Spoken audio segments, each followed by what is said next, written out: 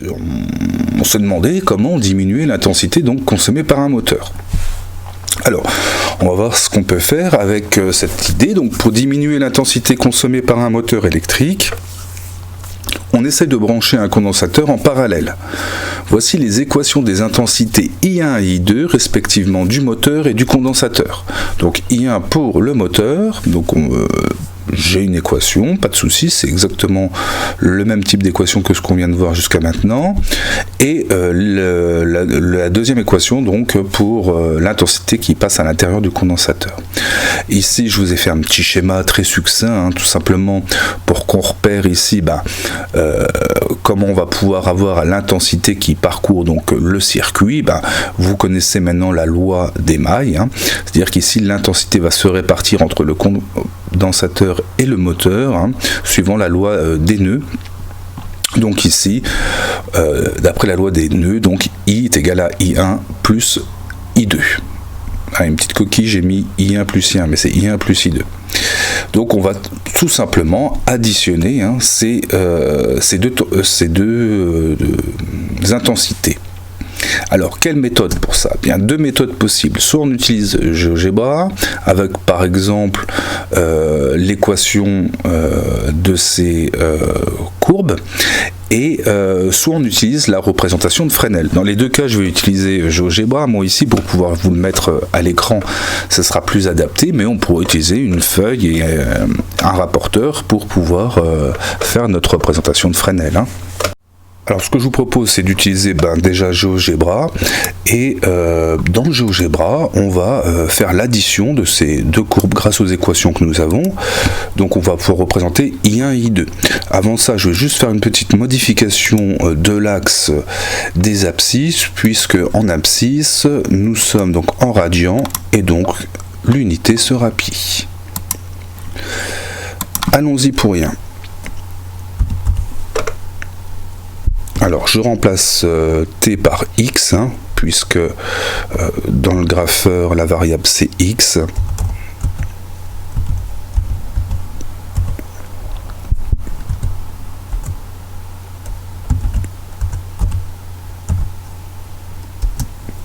Voilà pour I1, je fais la même chose pour I2.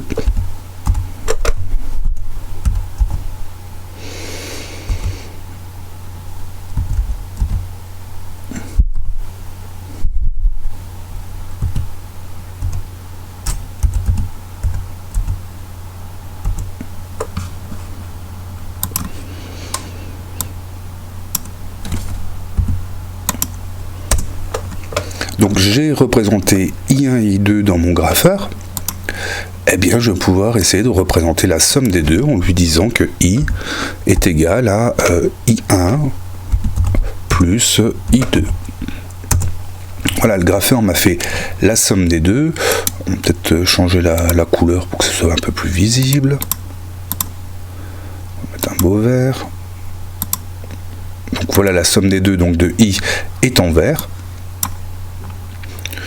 Donc ici, vous voyez que le courant qui va s'installer à l'intérieur du circuit, le courant qui va circuler donc à l'intérieur de notre circuit, a une amplitude maximum pour la courbe verte, vous voyez, de 1, ici, donc qui est inférieure aux amplitudes maximum qu'on avait précédemment. Donc effectivement, ici, l'intensité maximum sera de 1 ampère. Et on n'a pas de déphasage à l'origine, on passe par 0 à 0, sauf si on regarde de beaucoup plus près, on a un tout petit déphasage, pour être réaliste ici, qu'on pourrait mesurer, qui est tout simplement ici l'écart que vous avez entre 0 et le début de la courbe. Voilà. Donc ça, ce serait pour la méthode avec tout simplement les équations des courbes avec les fonctions qui représentent donc notre intensité. On peut faire aussi le diagramme de Fresnel. Donc ici, on va essayer tout de suite de faire le diagramme de Fresnel. Alors, dans le diagramme de Fresnel, on va utiliser donc des vecteurs. Donc on va d'abord faire un premier vecteur qui va être notre référence au niveau des phases. Donc ici, je vais prendre un vecteur, par exemple, assez grand, hein. Voilà, qui va être notre référence. Ensuite, eh bien, on n'a plus besoin de ça, on n'a plus besoin de ça. On va tout simplement maintenant représenter I1 par rapport à ce vecteur. Donc le vecteur I1, on va le créer ici comme ceci. Je ne sais pas encore comment bien le faire, donc je le mets n'importe où. Et je vais avoir besoin, on avait dit que pour représenter en diagramme de Fresnel, la norme du vecteur, sa longueur, c'était donc la valeur maximum, donc ici 1,7. Et le décalage par rapport, ici j'ai pi sur 2 par rapport à l'origine des faces. Donc ici pi sur 2, vous savez tous que c'est 90 degrés. D'accord? Donc on va déplacer notre point pour se mettre déjà à un angle de 90 degrés. Voilà. Ensuite, au niveau de sa longueur, alors on pourrait s'amuser à demander à GeoGebra de mettre sa longueur, mais ici, vu qu'il possède qu'une seule coordonnée sur l'axe au niveau de l'axe des Y, du coup je la lis directement ici, et on veut un maximum de 1,7.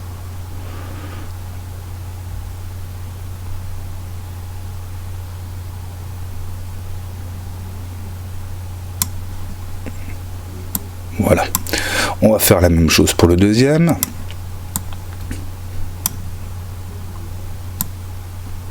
Alors pour le deuxième, lui, on a un décalage de moins pi sur 3. Alors si vous vous rappelez un petit peu le tableau qu'on avait mis tout à l'heure, vous pourrez vérifier vous-même.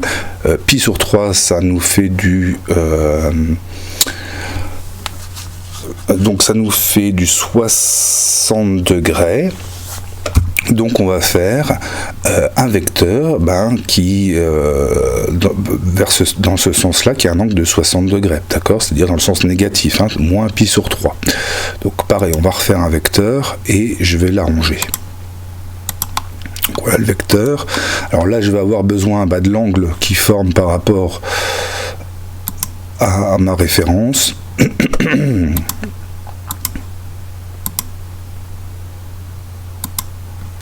Voilà, là j'aurai l'angle et on va lui demander aussi la norme du vecteur, donc c'est sa longueur entre ici et là. Donc là je vais pouvoir m'amuser maintenant à le régler correctement. Donc on veut déjà un angle de 60, donc plutôt dans cette direction là, et une longueur de 2.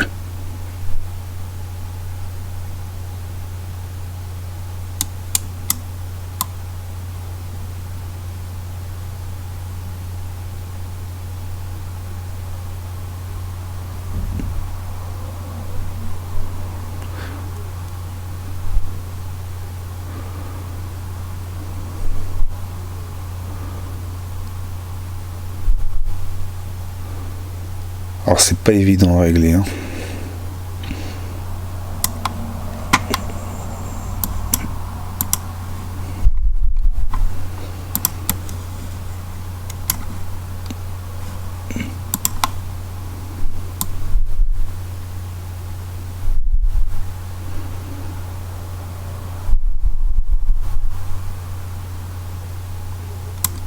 Voilà, bon, je suis à 60,1, je pense que ça sera déjà pas mal. Alors, j'ai réussi à refaire mon diagramme de Fresnel, hein. Si j'étais à la main, je ne serais pas au dixième de degré à la minute, hein.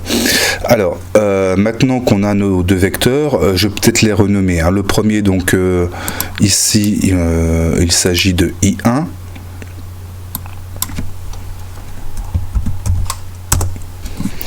Le deuxième, il s'agit de I2.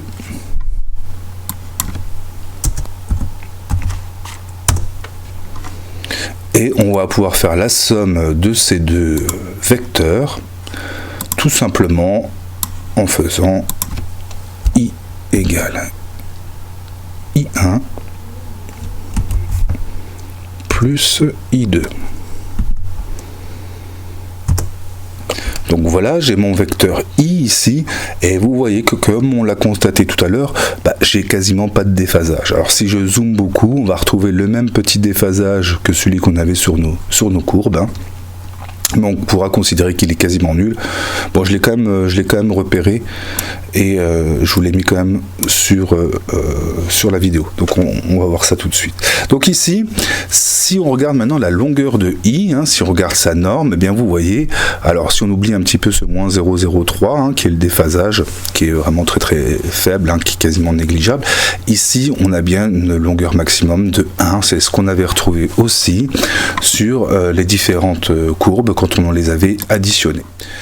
Alors grâce au diagramme de Fresnel et aussi à la méthode avec GeoGebra, on a réussi donc à établir cette intensité.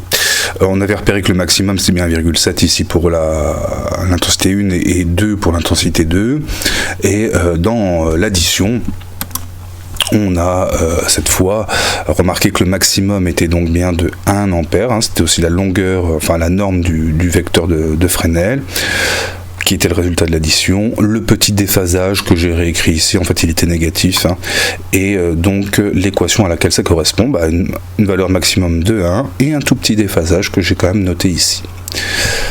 Voilà pour ces méthodes pour pouvoir déterminer, donc pourquoi pas une intensité.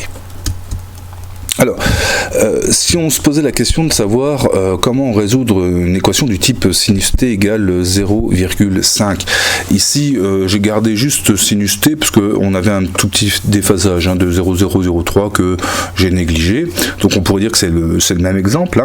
Eh bien, pour résoudre ce type d'équation, si on ne sait pas le faire autrement, on peut faire une représentation graphique et on va voir les solutions apparaître. Donc quand on est à 0,5, vous voyez ici qu'il y a différents points qui sont les solutions de cette équation, c'est-à-dire que c'est l'endroit où sinus x, sinus de t est égal à 0,5. Alors dans GeoGebra on utilise x à la place de t, vous savez, pour les variables, mais c'est pour ça que ma langue a fourché. Alors du coup, si on voudrait regarder sur quelle valeur ça tombe, on a de la chance, c'est une valeur un peu particulière, donc on sait que pour une valeur de sinus qui est de 0,5, on est sur un angle de pi sur 6, donc c'est-à-dire que sur ma courbe, A ici, il avait une valeur à pi sur 6, et puis le deuxième point B, il a une valeur ici à 5 pi sur 6, ici on est à 5 pi sur 6.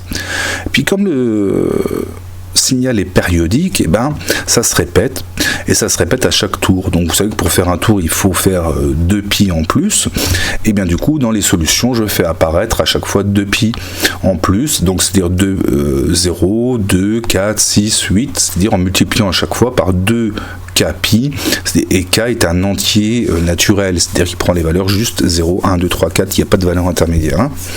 Donc toutes les solutions, elles sont représentées donc par t est égal à l'ensemble des solutions pi sur 6 plus 2 k pi, ainsi que et 5 pi sur 6 plus 2 k pi. Donc voilà toutes les solutions ici qui sont bien enregistrées dans cette façon de rédiger donc les solutions.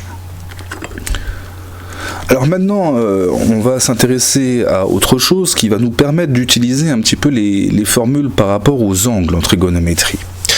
Ici, je vous propose donc d'utiliser nos formules de trigonométrie pour nous aider à déterminer l'expression d'une puissance. Alors, je vous présente la puissance absorbée par un récepteur triphasé, et pour faire cela, on utilise 2 wattmètres branchés ici, comme je vous le montre sur le schéma. On va s'intéresser tout de suite à la lecture du premier wattmètre. Donc lui, il nous lit une puissance qui est égale à UI cosinus de phi moins 30 degrés.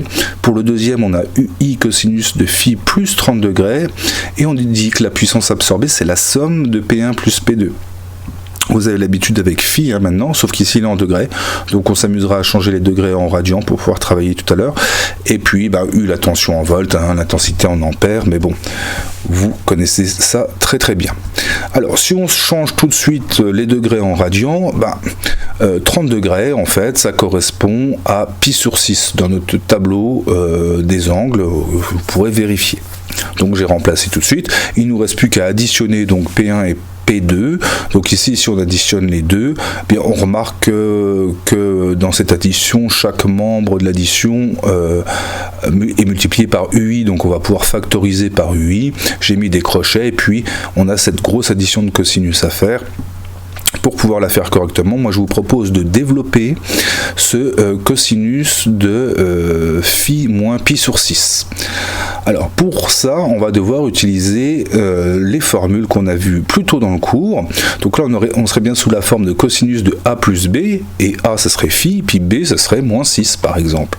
Donc je remplace. Donc si a c'est phi, ben, cosinus a, cosinus b, ben, ça fait cosinus phi, cosinus moins pi sur 6, moins sinus phi, sinus moins pi sur 6. On va maintenant remplacer cosinus moins pi sur 6. Alors, on va utiliser le fameux petit tableau qu'on avait tout à l'heure. Hein. On a une valeur pour pi sur 6. Vous allez me dire, on n'a pas de valeur négative. Donc, on n'a pas la valeur de cosinus de moins pi sur 6. Et ben, c'est là où il faudra se rappeler des formules des angles opposés, car cosinus de moins x, c'est égal à cosinus de x. Donc, ça, c'est égal à cosinus de pi sur 6. Et cosinus de pi sur 6, c'est égal à racine de 3 sur 2. Donc, du coup, on peut remplacer ce cosinus par racine de 3 sur 2 fois cosinus phi, que j'ai gardé ici, moins sinus phi, sinus de moins pi sur 6. Pour le sinus, par contre, hein, le sinus de moins x, c'est moins le sinus de x. Hein. Donc ce moins-là va se retrouver devant, bah, moins fois moins, ça va nous donner plus, d'accord. Et sinus de pi sur 6, bah, sinus de pi sur 6, ça nous fait 0,5. Donc il nous restera bien 0,5 sinus de phi. On s'en est sorti pour le premier cosinus, et bien on va faire la même chose pour le deuxième. Donc là je le garde de côté, et puis on s'occupe du deuxième cosinus. Donc là on fait exactement la même chose. Alors cette fois on n'est plus embêté puisqu'on a directement cosinus pi sur 6, donc ça nous fera racine de 3 sur 2.